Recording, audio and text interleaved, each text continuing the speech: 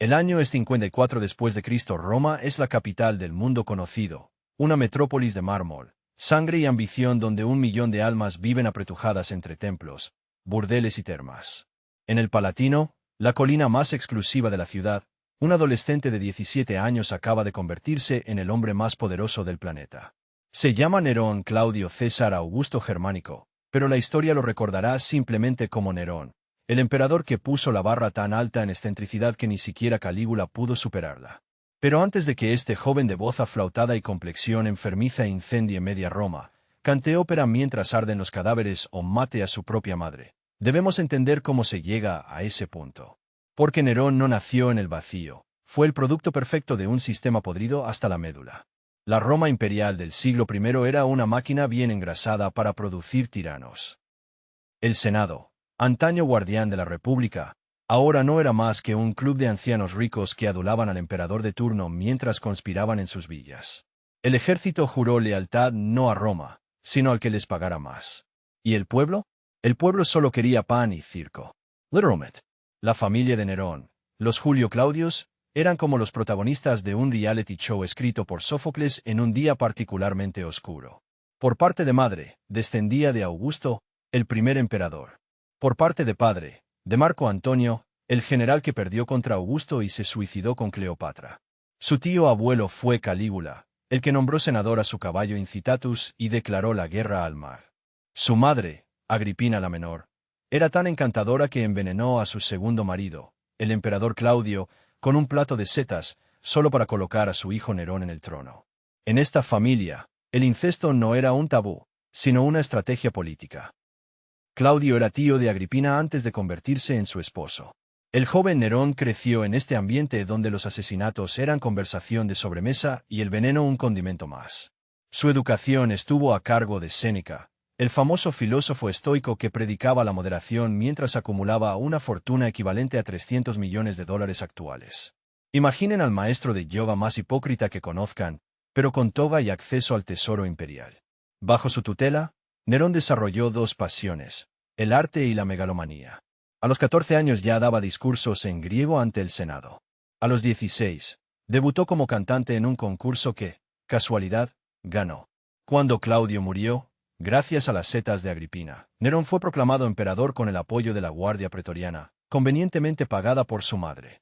Los primeros 5 años de reinado, conocidos como el Quinquenio Dorado, fueron sorprendentemente sensatos.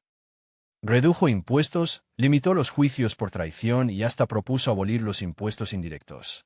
El Senado suspiró aliviado. Quizás este chico con cara de poeta no sería tan malo. ¡Qué ingenuos! El problema empezó cuando Nerón descubrió que ser emperador significaba poder hacer literalmente lo que quisiera. Su primera víctima fue Británico, el hijo legítimo de Claudio y su rival al trono. Durante un banquete, el joven de 14 años bebió de una copa y cayó muerto. Los cortesanos siguieron comiendo como si nada. Luego vino su madre, Agripina, quien cometió el error de creer que podía seguir controlando a su hijo. Cuando Nerón se enamoró de Popea Sabina, una belleza rubia que hacía que Mesalina pareciera una monja, Agripina amenazó con apoyar a otro pretendiente. Error fatal. Nerón la invitó a un viaje en barco donde el techo colapsaría accidentalmente. Cuando Agripina sobrevivió nadando hasta la orilla, Nerón envió guardias a rematarla. Sus últimas palabras fueron, «golpea a mi vientre», refiriéndose al útero que lo había llevado. Incluso para Roma, esto era demasiado. Pero el evento que definiría su reinado llegó en julio del 64 después de Cristo. El gran incendio de Roma comenzó cerca del Circo Máximo y, alimentado por vientos fuertes y calles estrechas, arrasó la ciudad durante 6 días y 7 noches. De los 14 distritos, 3 quedaron completamente destruidos y 7 gravemente dañados. Nerón, que estaba en su villa en Antium, corrió a Roma para organizar los esfuerzos de rescate. Abrió sus jardines a los desplazados, importó grano de hostia y prometió reconstruir la ciudad con calles más anchas. Acciones razonables, si no fuera por 2 detalles. Primero, que inmediatamente empezó a construir su Domus Aurea, Casa Dorada, un complejo palaciego de 80 hectáreas con un lago artificial y un coloso de 30 metros de su propia imagen. Segundo, que para distraer las culpas, acusó a los cristianos. La persecución de los cristianos bajo Nerón fue particularmente creativa. Tácito describe cómo algunos fueron cubiertos de brea y usados como antorchas humanas para iluminar sus jardines nocturnos. Otros fueron arrojados a bestias en el anfiteatro. Pedro fue crucificado boca abajo y Pablo decapitado. Irónicamente, esta persecución fortaleció al cristianismo, dándole sus primeros mártires. Mientras Roma se reconstruía, Nerón se dedicó a sus pasiones artísticas. Organizó los Neronia, unos juegos donde competía en canto, poesía y teatro. Siempre ganaba, por extraña coincidencia. En una ocasión, obligó al Senado a escucharlo cantar durante 4 horas seguidas. Los senadores más viejos fingían desmayarse para ser llevados afuera, donde tenían esclavos listos para cortarles las venas y el emperador se ofendía. Nerón incluso invadió Grecia en el 66 después de Cristo, no para conquistarla, sino para participar en todos los festivales artísticos. Ganó 1,808 coronas, porque sorpresa, nadie se atrevía a votar en contra. Mientras Nerón jugaba a ser artista, el imperio se desmoronaba. En Britania, la reina Boudica lideró una rebelión que masacró a 70,000 romanos. En Judea estalló una revuelta que terminaría con el templo de Jerusalén destruido. Y en Galia, los generales empezaron a murmurar que quizás un emperador que cantaba mientras Roma ardía no era la mejor idea. El final llegó en el 68 después de Cristo. Cuando el Senado finalmente lo declaró enemigo público, Nerón huyó de Roma con unos pocos leales.